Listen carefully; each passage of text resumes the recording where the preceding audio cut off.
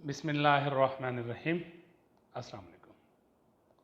Dear students, in the last lecture, we just an overview, take an overview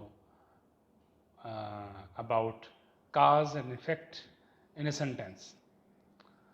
एक sentence में काज और effect की क्या वक़्त होती है, कैसे यूज़ किया जाता है, इसका हमने ओवरव्यू अपने प्रीवियस लेक्चर में लिया था।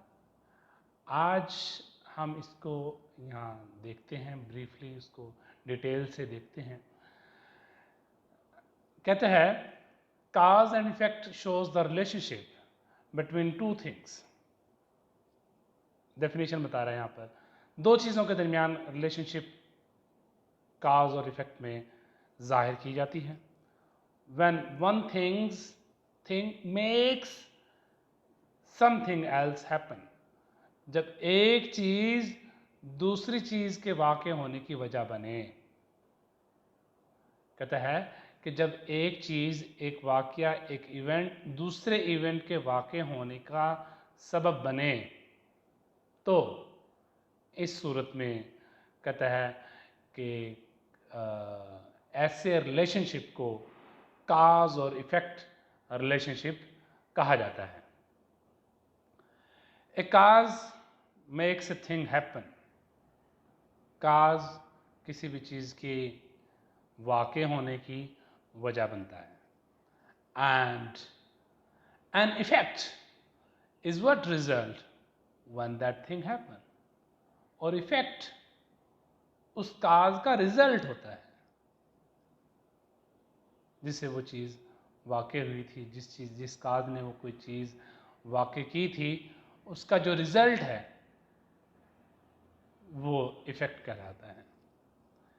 If you brush your teeth and your teeth get whiter, अगर आप अपने दांत ब्रश करते हैं और आपके दांत मज़ीद चमकदार सफ़ेद हो जाते हैं, देन ब्रशिंग इज़ द काज।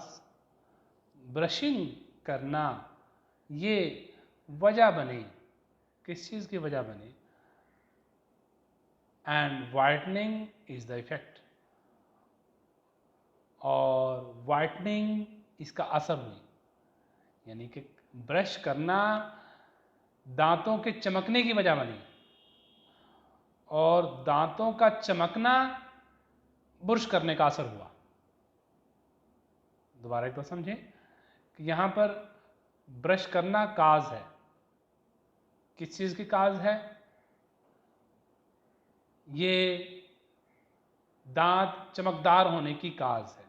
दांत चमकदार होने की वजह ब्रश करना है, और दांत का चमकदार होना ये इफेक्ट है। किसका इफेक्ट है? ब्रश करने का इफेक्ट है। तो यूं दोनों एक दूसरे से इंटरलिंक्ड हैं। तो ये सेंटेंस खासी अहमियत का हामिल है, यहाँ पे इस पर गौर कीजिएगा। If we eat too much and do not exercise we gain weight. अगर हम बहुत ज़्यादा खा लेते हैं और एक्सरसाइज नहीं करते तो हमारा वज़न बढ़ जाता है। तो यहाँ पर इसको एलेबोरेट करता है कि ईटिंग फूड इज़ द काज। खाना खाना जो है, टू मच खाना खाना, ज़्यादा खाना खाना और एक्सरसाइज ना करना, ये चीज़ काज है, वजह है। किसकी वजह है? वज़न बढ़ने की वजह है, वेट गेन करने की वजह है। Weight gain is the effect, और वेट गेन इफेक्ट है, असर है, रिजल्ट है। किसका रिजल्ट है? ये खाना खाने का रिजल्ट है।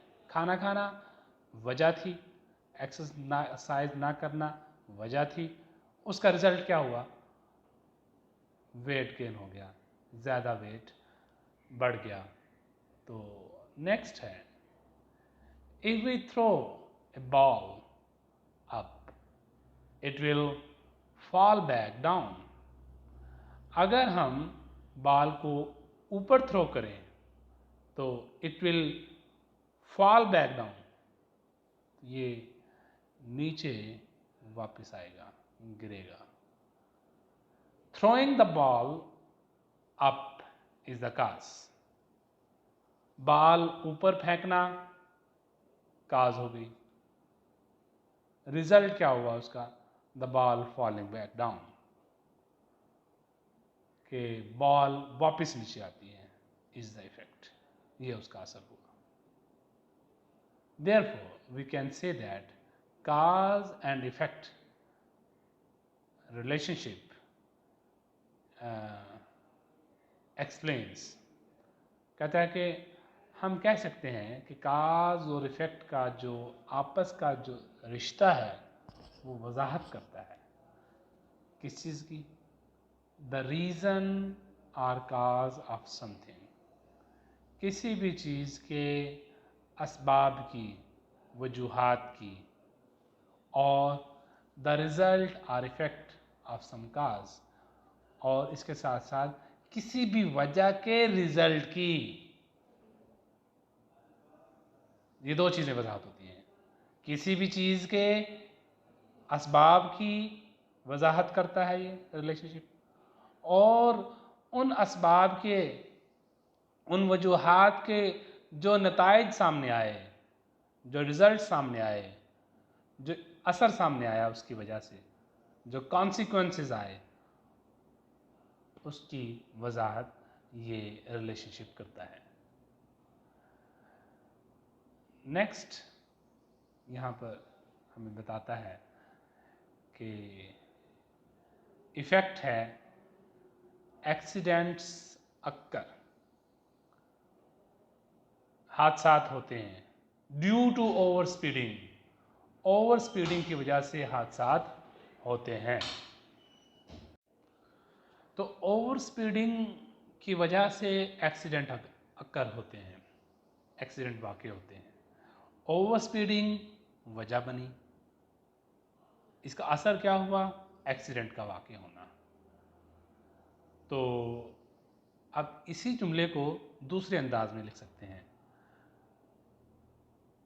कैसे? उलट कर दिया।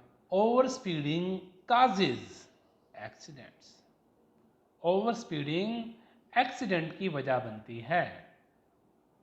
वहाँ लास्ट सेंटेंस में हमने जो डिवाइस यूज़ की थी,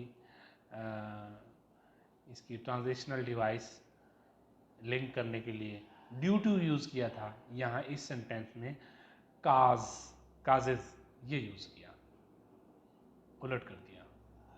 नेक्स्ट है there is inflation in the country, मुल्क में कीमतें बढ़ती हैं, इन्फ्लेशन आ जाता है, कीमतों का बढ़ना। As a result people are poor, कहता है कि जिसके नतीजे में, कीमतें बढ़ने के नतीजे में, अफराते ज़र के नतीजे में, इन्फ्लेशन मीन अफराते ज़र, माल दौलत का ज़्यादा हो जाना, जिसकी वजह से कीमतें बढ़ती हैं। तो अफराते ज़र के नतीजे में as a result people are poor, लोग गरीब हो जाते हैं। तो यहाँ पर अफराते ज़र, कीमतों का बढ़ना, माल दौलत का ज़्यादा होना, ये वजह है, और इसका रिजल्ट क्या हुआ? लोगों का गरीब होना, ये इसका रिजल्ट हुआ। तो यहाँ पर एज ए रिजल्ट इसको यूज़ किया उसने। नेक्स्ट सेंटेंस में इसी को दूसरे अंदाज में लिखता है पीपल आर पुअर, लोग गरीब हो जाते हैं due to inflation in the country, inflation की वजह से, मुल्क में अफरात ज़र की वजह से लोग गरीब हो जाते हैं। तो ये शुरू में इफ़ेक्ट लिया है, बाद में उसकी काज बयान कर दी। तो आगे भी लिखता है here are some common connecting words or conjunction, ये कनेक्टिंग वर्ड्स जो ऊपर उसने यूज़ किए, जो बोल्ड में उसने लिखे थे दरमियान में, ये थे डिवाइसेस, ट्रांजिशनल डिवाइसेस जो उसने यूज़ की थी। कनेक्टिंग वर्ड्स थे, असल में दो क्लासेस को जोड़ रहे थे। तो ये कनेक्टिंग वर्ड्स, इनको कंजंक्शन भी कहते हैं, that can be use to express cause and effect relationship. कहते हैं कि ज़ैल में चंद एक आम यूज़ होने वाले कनेक्टिंग वर्ड्स कंजंक्शन यूज़ किए गए, बताए गए हैं, दिखाए गए हैं, जो कि काज और इफेक्ट रिलेशनशिप में यूज़ किए जाते हैं। These words are also called transitions, इनको ट्रांजिशंस भी कहते हैं। और वो कौन से लफ्ज़ हैं? उनमें सिंस है, because, therefore, so, as a result, due to, as, thus, consequently, for this reason, leads to, for, then। ये चंद अल्फाज हैं, ट्रांजिशंस हैं, जिनको कनेक्टिंग वर्ड्स भी कहा जाता है, जो कि कंजक्शंस भी हैं, और ये काज और इफेक्ट रिलेशनशिप एक्सप्रेस करते हैं, उसमें यूज़ किए जाते हैं। अब यहाँ पर उसने चंद सेंटेंस लिखे हैं,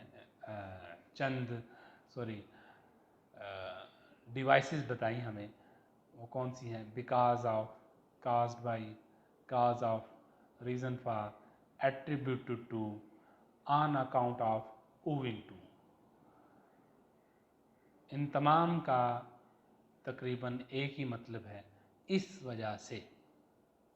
बिकॉज ऑफ इस वजह से, काज्ड बाई इस वजह से, काज ऑफ इस वजह से।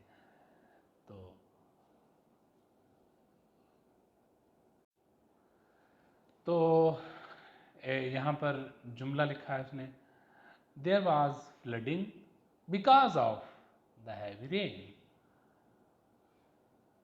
बहुत ज़्यादा मूसलाधार बारिश की वजह से सैलाब आ गया। सैलाब आना रिजल्ट है, वजह क्या बनी? बहुत ज़्यादा मूसलाधार बारिश, ये काज है। तो आखिर में काज लिखी, शुरू में उसने रिजल्ट लिख दिया। The flooding was caused by the heavy rain। मूसलाधार बारिश की वजह से सैलाब आ गया। तो यहाँ पर उसने ट्रांजिशनल डिवाइस चेंज कर दी। The heavy rain was cause of the flooding। मूसलाधार बारिश की वजह से सैलाब आ गया।